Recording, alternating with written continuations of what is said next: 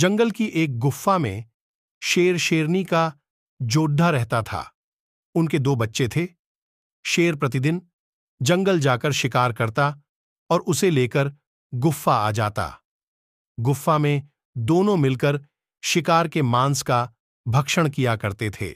एक दिन पूरा जंगल छान मारने के बाद भी शेर लायन के हाथ कोई शिकार नहीं लगा। निराश होकर वह वापस लौट रहा था कि रास्ते में उसे एक गीदड़े जैकल का बच्चा दिखाई पड़ा। बच्चा जानकार वह उसे मार नहीं पाया और जीवित ही मुंह में दबाकर गुफा ले आया। उसे शेरनी लायनेस को सौंपते हुए वह बोला, प्रिय, आज कोई शिकार मेरे हाथ नहीं लगा। वापस लौटने हुए ये गीदड़ाच का बच्चा दिखाई पड़ा तो मैं इसे उठा ले आया। मैं तो इस बच्चे को दयावश खा नहीं पाया। यदि तुम चाहो तो इसे खाकर अपनी भूख मिटा लो।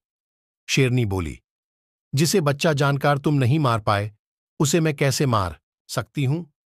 इस निरीह बच्चे को देखकर मेरा हृदय भी ममता से भर उठा है। आज से यह मेरी तीसरी संतान है। अपने बच्चे की तरह ही मैं इसका पालन पोषण करूंगी। उस दिन के बाद से गीदड़ाच का बच्चा शेर शेरनी की गुफा में ही पलने लगा। शेरनी उसे अपना दूध पिलाती और अपने बच्चे की तरह देखभाल करती थी।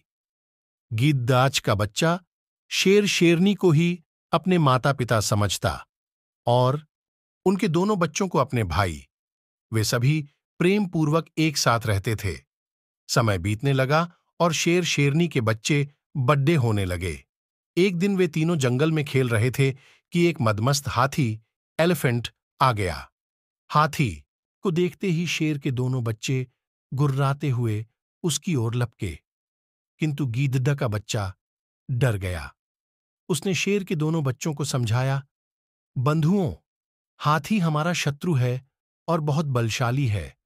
हम उसका सामना करने में सक्षम नहीं है, इसलिए हमें उससे दूरी बनाकर रखनी चाहिए, अन्यथा जान से हाथ धोना पड्डीडीडीएच जाएगा। आओ, भाग चले। शेर के बच्चे उसकी बात मानकर गुफा चले आए। वहां उन्होंने शेरनी को जंगल की घटना के बारे में बताया कि कैसे हाथी को देखकर गीदड़ का बच्चा डर गया और कायरता दिखाते हुए हम दोनों को भी भागने को विवश कर दिया। वे दोनों मिलकर गीदड़ के बच्चे का उपहास करने लगे। अपना उपहास गीदड़ेच के बच्चे से सहन नहीं हुआ और वह क्रोधित होकर शेर के बच्चों को भला बुरा कहकर झगड़ने लगा। शेरनी बीच बचाव करते हुए गीदड़े के बच्चे को समझाने लगी, ये दोनों तेरे बंधु हैं, इनकी बातों का बुरा मत मान और झगड़ा बंद कर प्रेम से रह।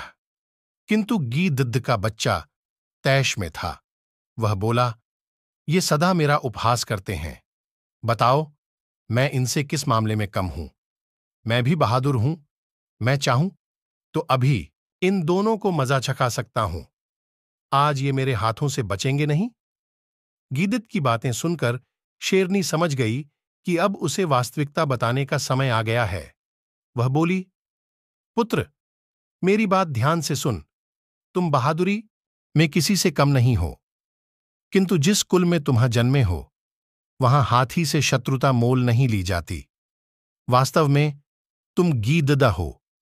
मैंने तुम्हें अपना दूध पिलाकर अपने बच्चे की तरह पाला है, लेकिन गीदड़ होने के कारण तुम में गीदड़ के ही गुण हैं। अब तुम्हारा भला इसी में है कि तुम अपने कुल में जाकर मिल जाओ। यदि यह बात तुम्हारे दोनों भाइयों को पता चल गई तो मारे जाओगे। शेरनी की बात सुनकर गीदड़ वहां से भाग खड़ा हुआ और गीदड़ों के दल में जाकर मिल गया।